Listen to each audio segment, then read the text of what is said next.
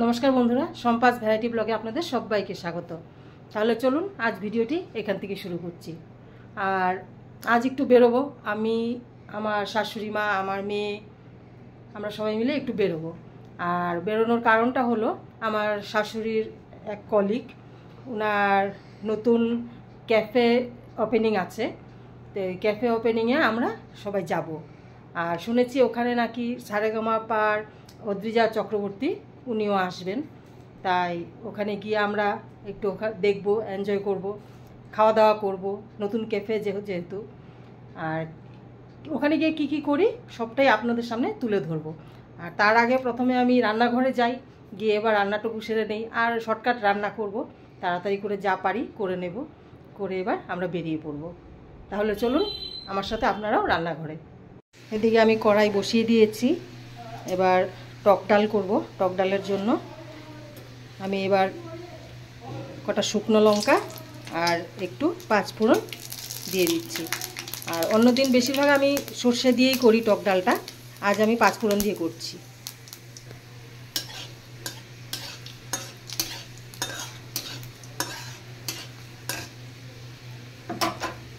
এবার আমি দিয়ে দেব কেটে রাখা আম।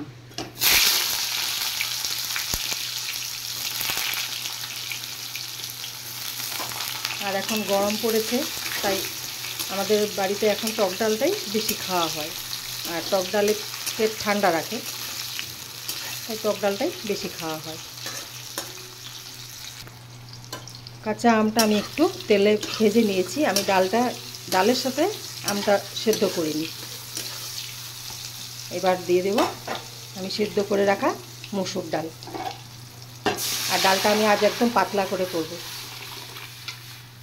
আর আজ অ্যাকচুয়ালি আমার মসুর ডাল করার কথা ছিল না, মানে মসুর ডাল আম দিয়ে করার কথা ছিল না, আমি টমেটো দিয়ে করব ভেবেছিলাম। তারপর আমার শ্বশুরমশাই, আমার মেয়ের বাবা সবাই বলছে না টক ডাল খাবে, তাই এবার আমটা কেটে আমি দিচ্ছি। এবার ডালটা ফুটুক। টক ডালটা নামিয়ে দিয়েছি। আর এই টক ডাল আমি টমেটোও দিয়েছি। দেখুন এটা কি টক ডাল হয়েছে জানি না আজ, কারণ একটু তাড়াতাড়ি করে রান্নাটা করছি। এইখানে ঢেঁড়স কেটে রেখেছি, এই ঢেঁড়স আর আলু একটা তরকারির মতো করে করব। তেল গরম হয়ে গেছে, এবার আমি দিয়ে দেব সামান্য পাঁচফোড়ন। আজ সব পাঁচফোড়নের রান্না। এবার দিয়ে দেব কেটে রাখা আলু। এবার দিয়ে দিচ্ছি নুন, পরিমাণ মতো নুন। এবার দিলাম হলুদ।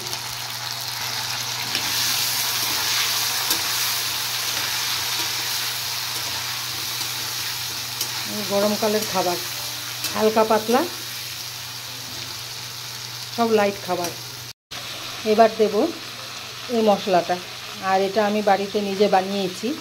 এখানে আছে জিরের গুঁড়ো, ধনের গুঁড়ো, তারপর হলুদের গুঁড়ো, তারপর সামান্য লঙ্কার গুঁড়ো, গোলমরিচের গুঁড়ো, তারপর আর মৌরির গুঁড়ো, সামান্য মৌরি দিয়েছি, মৌরির গুঁড়ো আর আর গরম মশলার গুঁড়ো একসাথে দিয়ে এই মশলাটা আমি বানিয়ে রেখেছি। এবার এই ঢেঁড়স আর আলু ফ্রাই যে করছি, এখানে আমি এই মশলাটা দিয়ে দেব।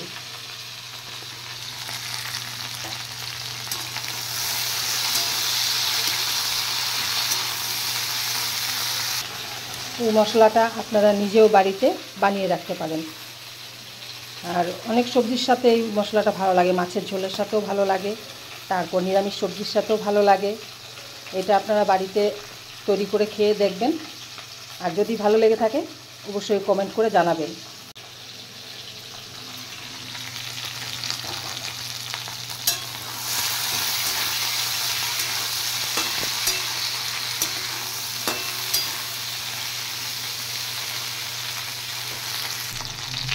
এটা ফ্রাই হয়ে গেছে, এবার আমি মশলাটা উপরে ছড়িয়ে দিচ্ছি।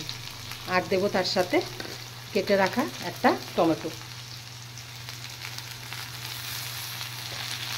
এবার সামান্য জল দিয়ে মশলাটা সহ একটু ভেজে নেব। সামান্য জল দেবো, বেশি না।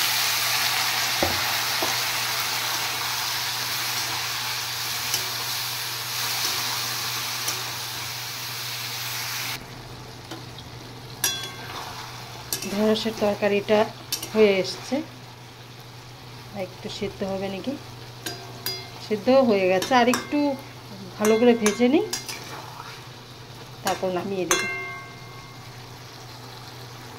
ঢেঁড়সের তরকারি রেডি, এবার এটা আমি নামিয়ে দেবো, হয়ে গেছে। আর এদিকে টক ডালও হয়ে গেছে দেখলেন। তাহলে এবার আমার রান্না কমপ্লিট। আমরা এসেছি এখানে, নতুন রেস্টুরেন্ট উদ্বোধন হচ্ছে, ওখানে এসেছি, আপনাদের সবটাই দেখাচ্ছি। আর আমরা কিছু খাবো, ওটা আপনাদের সামনে তুলে ধরবো, দেখতে থাকুন।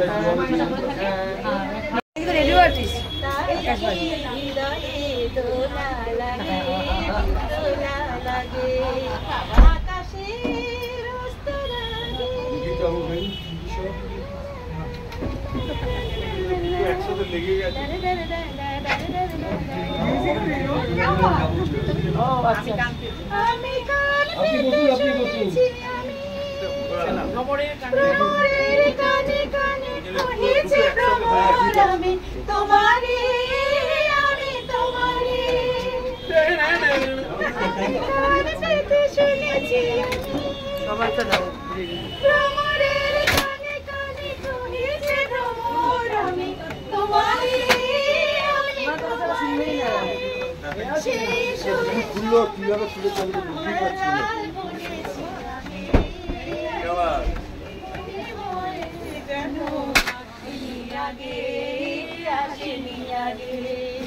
আকাশের আগে আমার স্বপ্ন জাগে, তাই কি হৃদয়ে দোলা লাগে, দোলা লাগে। আকাশের কিভাবে ঘুরেছিলি রে? The owner of Bong Boutique and obviously Uncle Amma সবার effort আছে। সেটা বলতে দাও।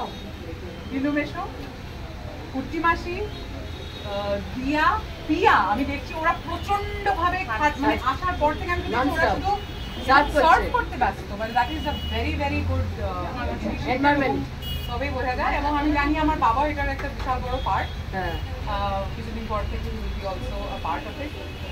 আমার ভাই খুব খেটেছে দুপুরবেলা, জিনিসপত্র টেনে এনেছে, সব কিছু এইসব এফর্টের জন্য তো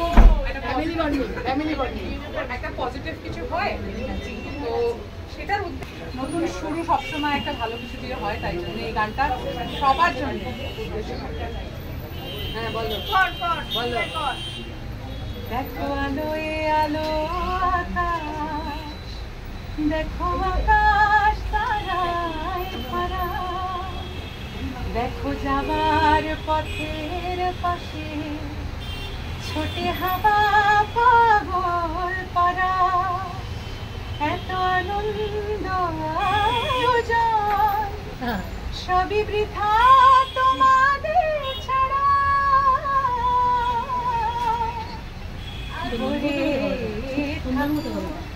আমার দুই হাতে